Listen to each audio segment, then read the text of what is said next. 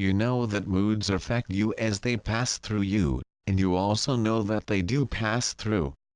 The human experience, as a separated being within the collective dream or illusion, is a passing experience. It does not last, it is temporary, impermanent, in fact it is momentary. However, time appears very real to you, like a river flowing through an ever-changing environment of moods, emotions, feelings, worries, anxieties, fears, pain and suffering, interspersed briefly with hopes, desires, contentment, and pleasures. But it always flows slowly or rapidly depending on the individual's choice in that moment. It is never still. However, you are each eternal beings living in the eternal and timeless now moment, always present in God's divine presence, the only state of existence.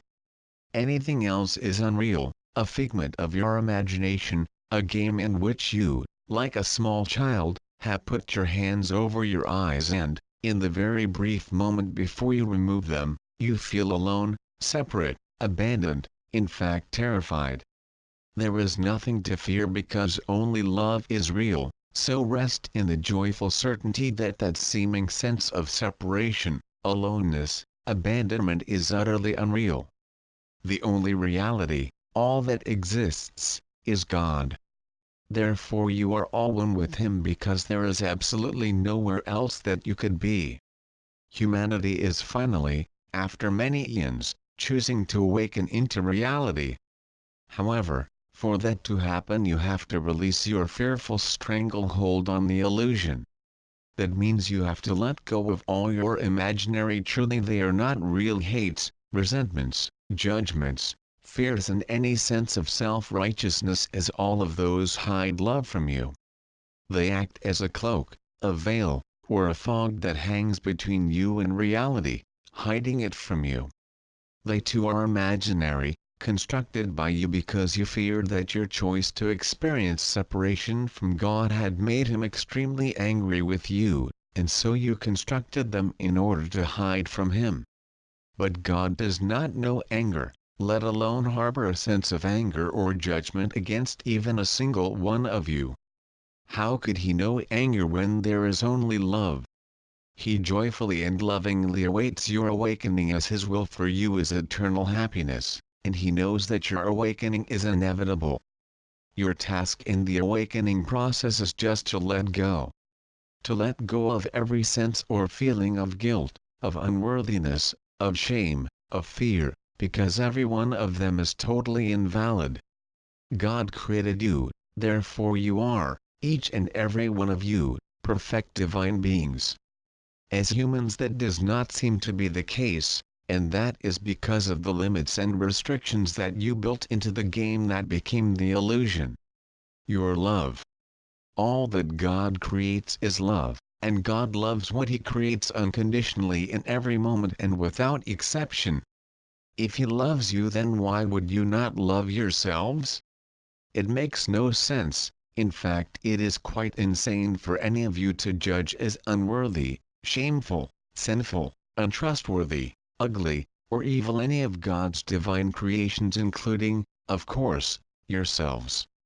He offers only love to you, and He offers it continuously in every moment. All that you have to do is to open your hearts by releasing your ferocious grip on whatever is not of love, and love will fill them immediately, and your joy will be ecstatic.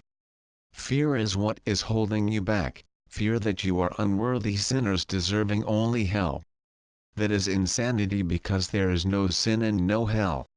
What you experience as sin and hell are imaginary and completely unreal aspects of the illusion, the game of separation in which you are engaged, which is itself quite unreal. It is time for you to discard your faith, your belief in the illusion, and wake up. When you allow love to flow into your hearts, as it will when you cease to shut it out with judgment and all the other related non-loving thoughts that furnish your minds, you will wake up because it is impossible to remain asleep when love fills your hearts. As humans, there are very few of you who have not experienced an intense love for another, and when you are having that kind of experience, do you sleep? No, you are fully awake and vibrantly alive with joy. When you awaken into reality, your divine and eternal home, your vibrancy and joy in life will infinitely exceed all your previous experiences and totally surpass whatever expectations you have been holding about your return to your awakened state. I know it is hard for you to conceive of the infinite joy in which reality enfolds you, waiting for you to awaken and engage with it. So remind yourselves at least once daily, and preferably many times, that God's will for you is complete and eternal happiness right now. He does not want you to wait lifetimes, He wants you to be happy, to be in joy right now.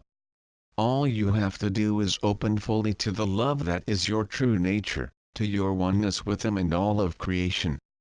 When you hold and maintain the intent to do that, all that you have been holding on to that is not in alignment with love will fall away, and you will move from the darkness of fear, anger, hatred and resentment into the brilliant light of God's eternal love, and immediately know yourselves as you truly are, infinitely bright aspects of the oneness that is God.